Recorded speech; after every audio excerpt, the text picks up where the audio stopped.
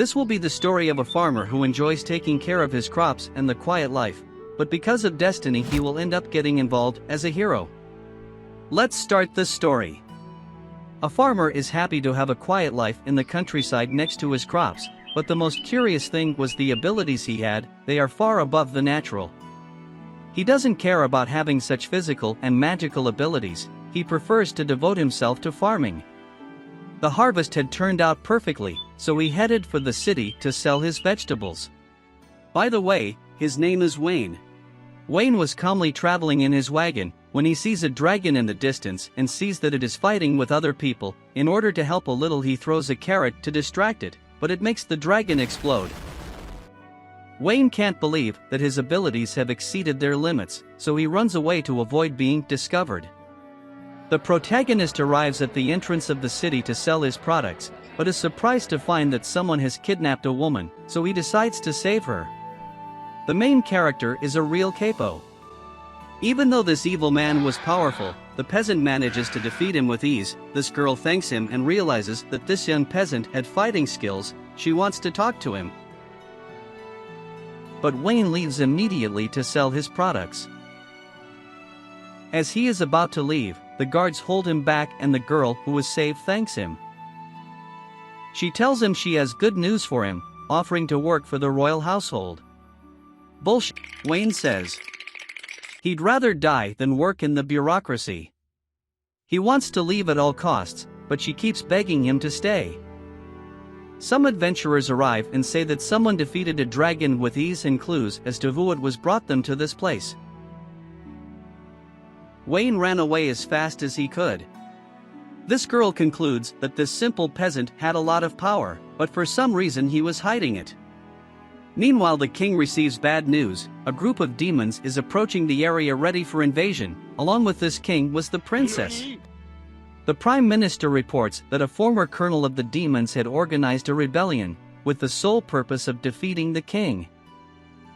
The king wants to stay to receive his punishment and die with his people, but the prime minister convinces him to desist and asks him to leave the castle. With a bit of talk, he convinces him to leave. Meanwhile, the peasant is happy that he did not stay in the city. Later, his neighbor informs him that there is a movement of many demons and to be careful. Wayne realizes that there is a much worse problem than that, which was that he had forgotten to harvest some potatoes. Bruh.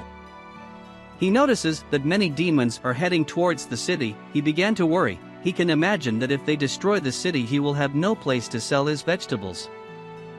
On the other hand, the king had fled the castle together with the prime minister. They came to a dead-end road, worrying the king.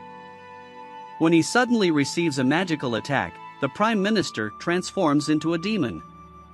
Without much trouble, he defeats the king's guards. The king is well and truly screwed.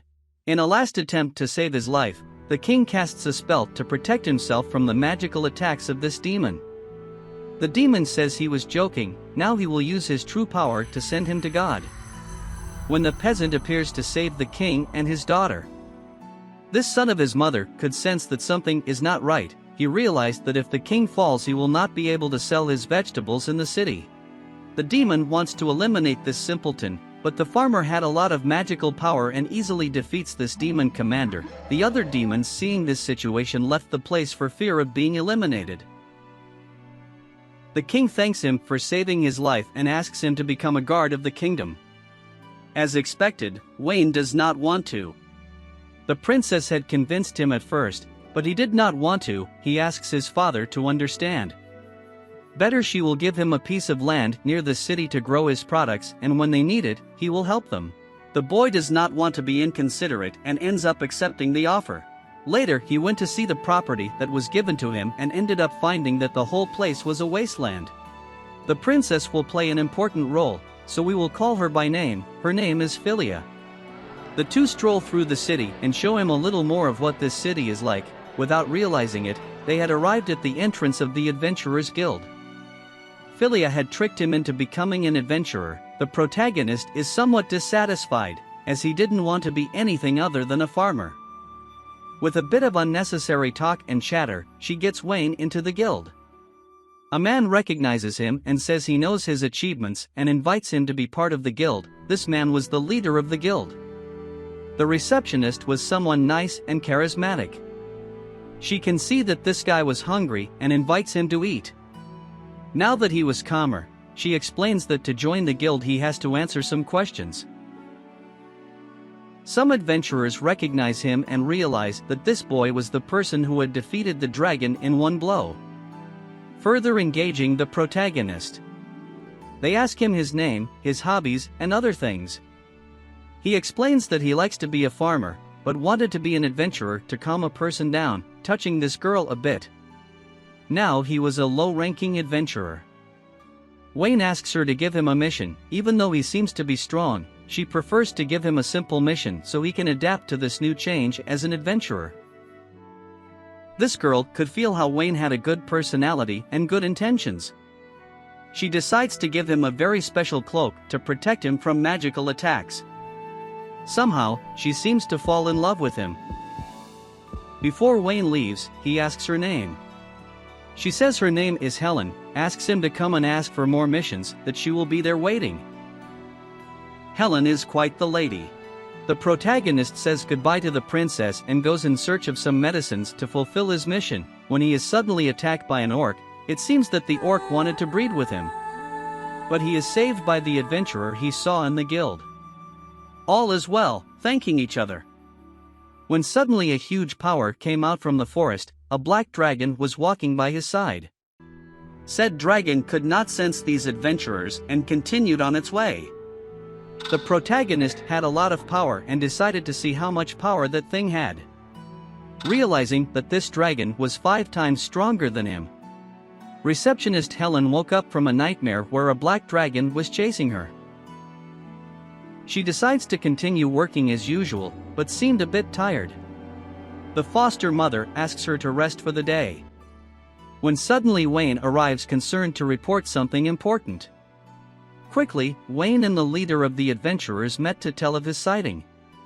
He explains that he saw a very powerful black dragon. The protagonist says that he could see its statistics and they exceed absurdity. He further notes that it was called Ouroboros.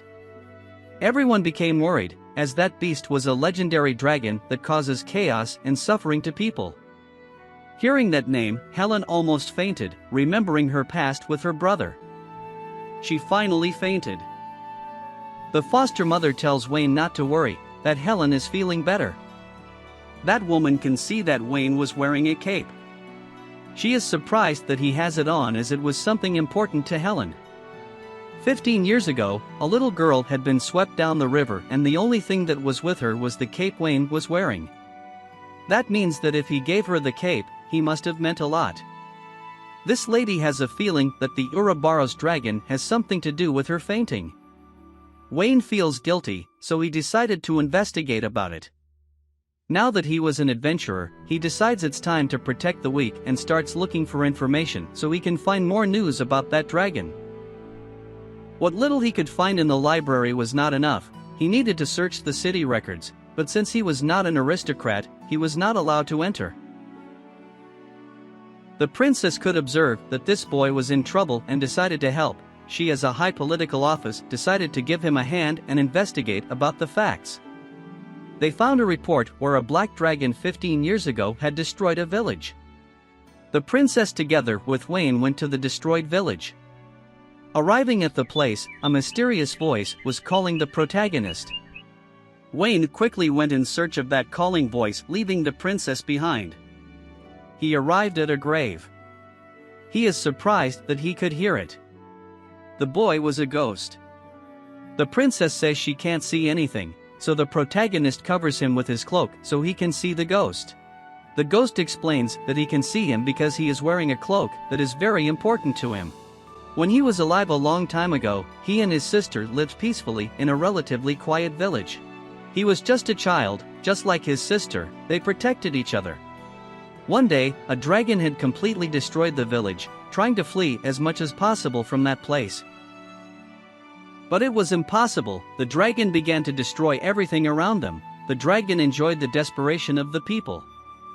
The two brothers ran as far as they could, but the dragon caught up with them. They took another escape route, but it was impossible to go on. This dragon was playing with them. The little sister could no longer run. The little brother tried to protect his sister, but it was impossible.